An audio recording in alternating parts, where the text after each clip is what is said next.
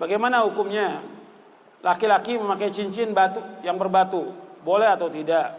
Kalau soal boleh, cuma nggak boleh ada keyakinan, nggak boleh dia sombong, nggak boleh dia ria, nggak boleh ada keyakinan. Sekarang orang punya keyakinan bahwa batu itu, apakah itu batu akik atau apa aja, memberikan manfaat, menolak bahaya, menghilangkan kefakiran. Ini kepercayaan atau keyakinan yang batil, yang sesat. Nggak ada yang bisa memberikan manfaat kecuali siapa? Allah. Dan nggak bisa menolak bahaya kecuali yang Allah. Dan yang ada di muka bumi ini nggak boleh kita katakan itu manfaat atau menolak bahaya kecuali datangnya dari dalil, nas, Al-Quran atau Sunnah. Batu yang manfaat di muka bumi itu Hajar Aswad.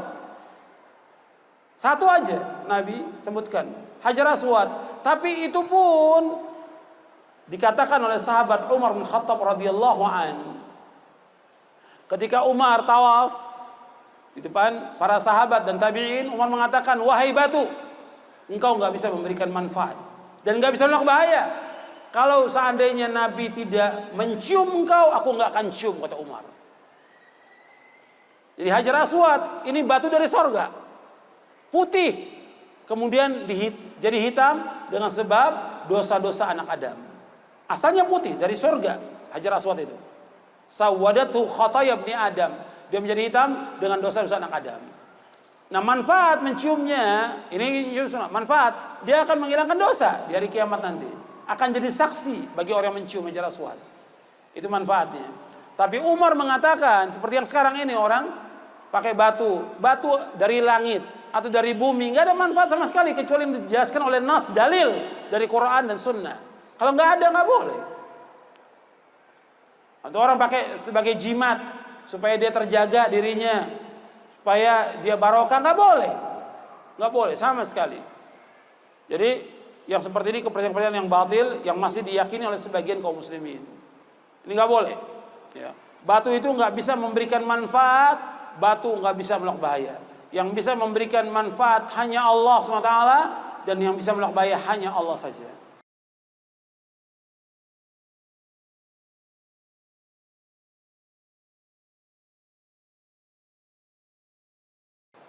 Bagaimana supaya kita bisa bertambah rasa takut kita kepada Allah? Yang pertama kali ya kita ngaji, nuntut ilmu. Kemudian yang kedua ya kita bertaubat kepada Allah semua dosa. Yang ketiga kita harus merasa diawasi oleh Allah Subhanahu wa taala. Yang keempat bahwa kita ini pasti mati. Maka kita harus punya bekal dan kita pasti akan ditanya oleh Allah Subhanahu wa taala.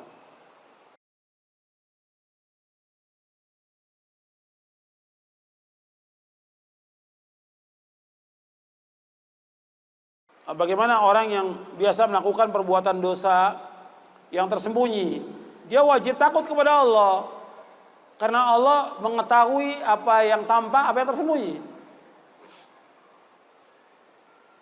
Innahu ya'lamul jahra, saya ulangi lagi, innahu ya'lamul jahra wa ma yakhfa. Allah mengetahui apa yang tampak dan apa yang tersembunyi. Meskipun dia di mana aja berada, nggak ada yang tahu, istrinya nggak tahu, umpamanya anaknya nggak tahu, orang tua yang nggak tahu, tapi Allah tahu. Maka wajib hati-hati. Allah melihat apa yang dilakukan, perbuatan dosa maksiat dilakukan, pasti Allah lihat dan Allah pasti akan memberikan hukuman kepada dia.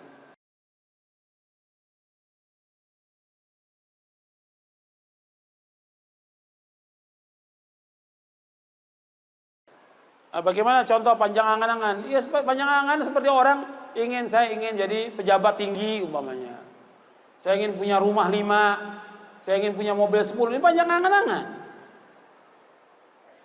Ini panjang angan. Kita apa yang bisa kita lakukan sekarang kita lakukan. Dan manusia hidup kadang-kadang panjang angan-angan. Ingin punya harta yang banyak, ingin punya segala macam lah dia ingin. Kalau cita-cita yang baik kan ada masalah, ingin jadi orang soleh, kita menjadi orang-orang yang bertakwa, kita bisa hafal Quran. Ini nyata, bukan khayalan. Kita ingin hafal hadis Nabi, kita ingin melaksanakan sholat berjamaah di masjid, karena itu kewajiban setiap mukmin dan mukminah.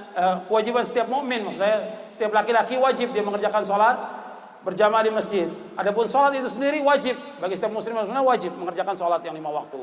Artinya dia ingin melakukan perbuatan-perbuatan taat, nggak ada masalah. Dan itu harus dia bercita-cita melakukan perbuatan taat seperti haji, ingin umroh, ini bagus seperti ini. Tapi angan-angan yang kosong, angan-angan panjang nggak boleh. Seperti yang tadi saya sebutkan. Kan manusia ketika dikasih harta sedikit, pengennya apa?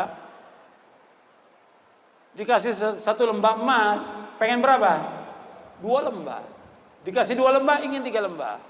Dan itu akan terus seperti itu. Dan dia berangan-angan terus seperti angan yang kosong. Maka dia akan mencari uang sebanyak-banyaknya.